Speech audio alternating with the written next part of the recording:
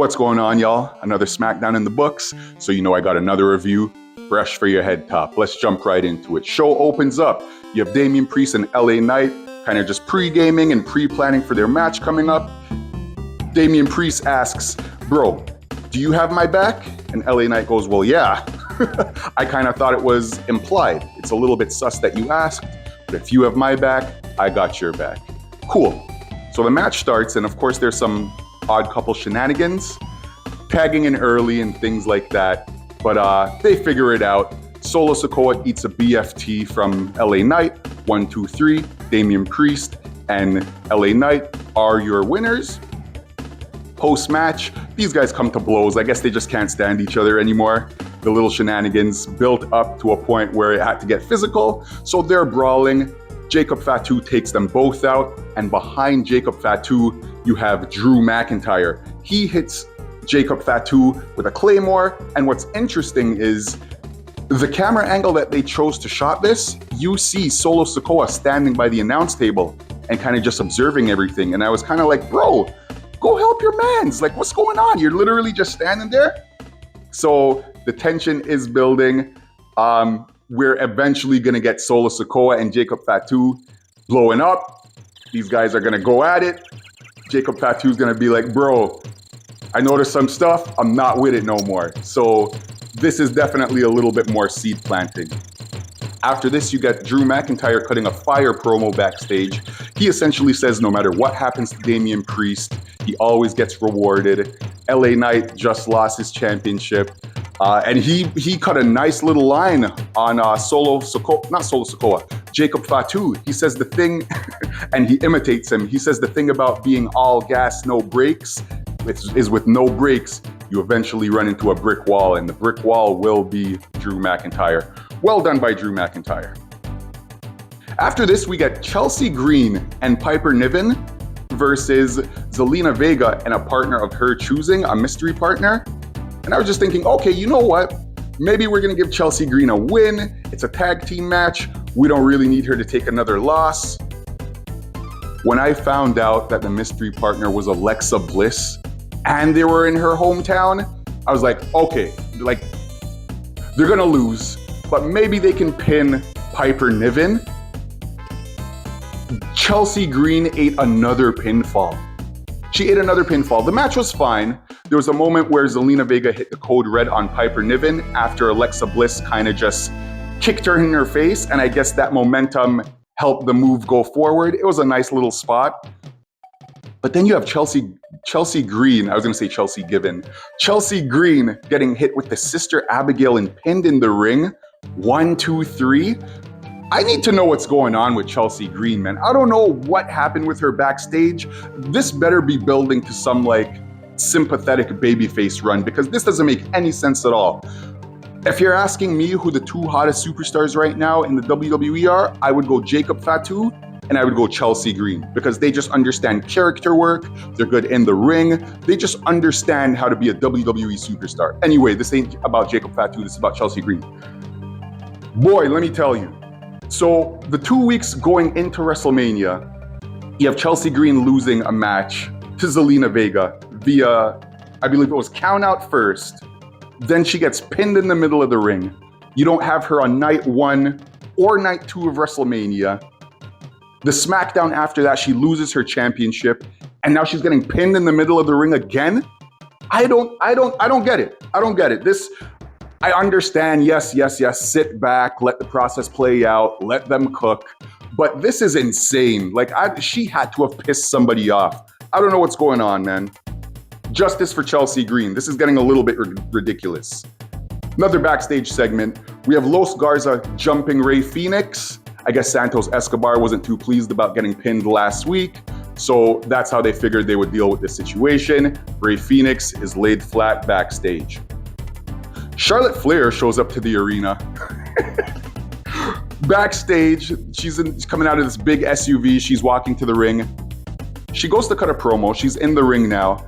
And she's essentially saying, what the hell was Charlotte Flair saying? She was basically going on and she didn't get much words out. That's why I can't even remember it clearly. She started talking, the fans started booing. So she did the whole thing where, if you guys boo, I'm gonna get the hell out of here. So what do the fans do? That's basically a call to action.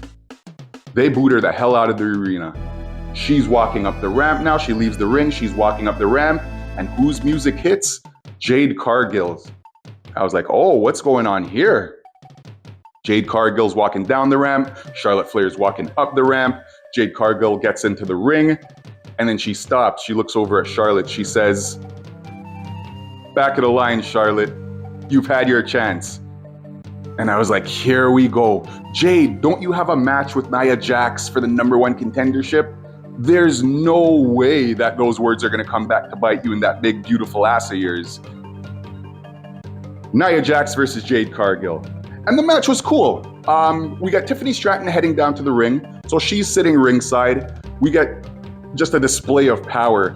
There's a point where Jade Cargill picks up Nia Jax, like fully lifts her like a child. Lifts her, hits her with a Samoan spike, lifts her again. She hits her with a spine buster. And I'm like, damn, like, I don't care how much assisting you're getting. I don't care how much your partner's help. To lift Nia Jax, you gotta have some guns on you. So shout out to Jade. You know she works harder than almost anybody else. She's in the gym, like I said a couple weeks ago. Her abs look like a damn caramel chocolate bar with all the rips and all the cuts. So it's nice to see hard work paying off. Match continues. We don't get Charlotte, which I was pleasantly surprised of. But what we do get, Naomi. I guess she jumped the barricade. Naomi attacks Tiffany. She gets Jade's attention.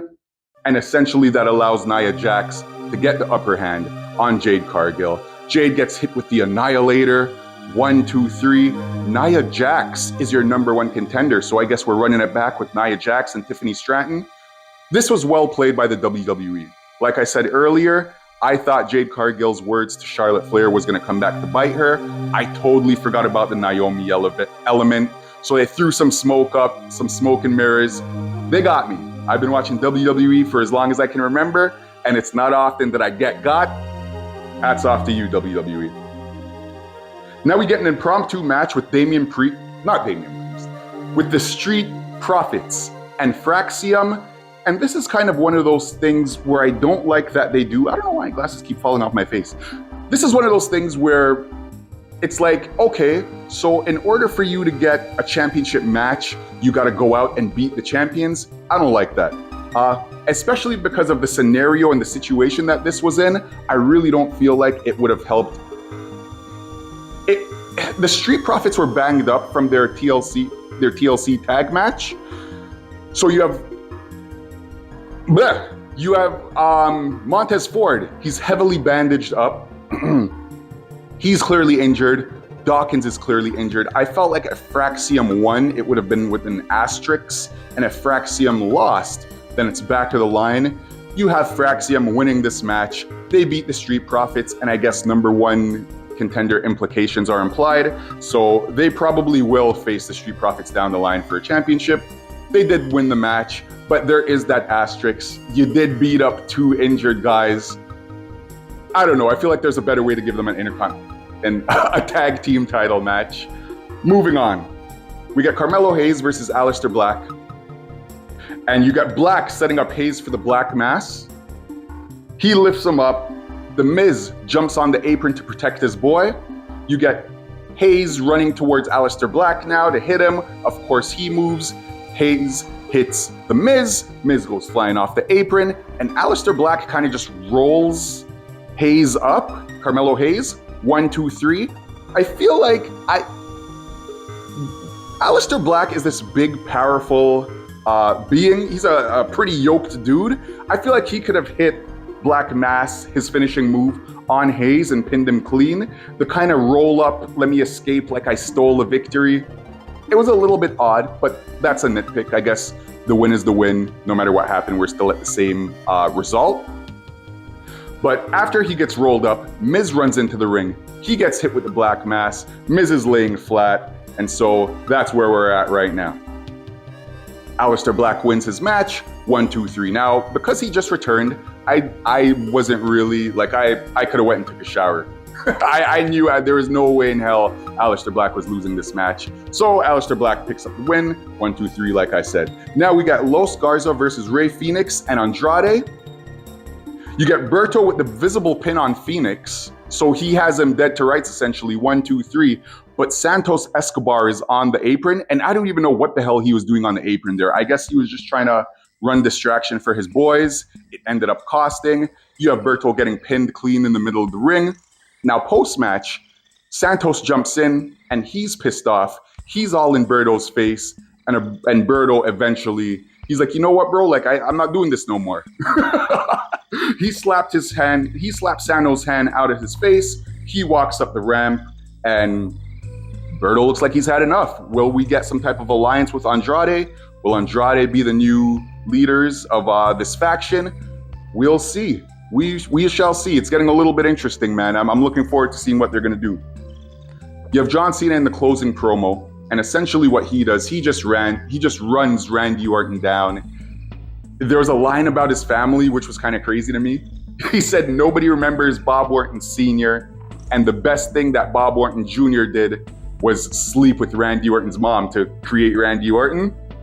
He also hit a line. He says, at Backlash, it's going to be like your 2006 drug test. You're going to fail. And the fans reacted. You know, they did the whole, ooh. And I'm like, don't be hypocritical. Y'all talking about ooh and ah because Randy Orton failed a drug test 19 years ago, when if somebody drug tested you right this second, your ass would probably fail too. So stop with the oohs and the ahs. End of this promo. You have this imposter, I guess an imposter Randy Orton, you can call him. He slides into the ring. He looks like he's about 110 pounds soaking wet. John Cena turns around into the RKO attempt. He pushes bro off. He lifts him up, hits him with an attitude adjustment, and then John Cena faces the camera, does his pose with his championship. He turns around into an RKO from the actual Randy Orton. And so what was going through my mind when this happened, I was like, bro, you've literally been fighting Randy Orton for 20 years. You've hit attitude adjustments on this dude. You've picked him up. You didn't notice that wasn't Randy Orton. Randy Orton's like 6'4", 260 pounds or whatever the hell he's billed at. That clearly was not Randy Orton. Come on, Cena. So now we get the almost legendary meme, Cena laid flat in the middle of the ring, and the show goes off the air. That's the end of Smackdown. I will see you guys on Tuesday for the Monday Night Raw review. If you want to see my predictions for Backlash, just hit the logo. I don't know where it is. Hit the link. It'll be somewhere here. Check that video out. Let me know what you think. And you know what? Backlash, let me give you some thoughts on Backlash real quick, because I don't think it was long enough to have its own video. So here's what I'll say real quick about Backlash. Like I said, check out the link and you'll see my predictions, but without kind of spoiling that if you haven't seen it already. It kind of more or less went the way I thought. There was a lot less shenanigans than I predicted, but basically the outcomes were essentially the same. I will say, shout out to Lyra Valkyria. I did maybe predict a little Bayley run-in. Again, watch the prediction. I'm not going to get too crazy into it. But it was nice that she got a big-time win. She defended her title against one of the top female superstars in WWE history without any shenanigans. So shout out to Lyra. Everybody did their thing on that night. I'm going to wrap it up now. Click the link if you want to see more of my predictions. You guys enjoy the rest of your night, and I'll see you on Tuesday for the Raw review. Peace out.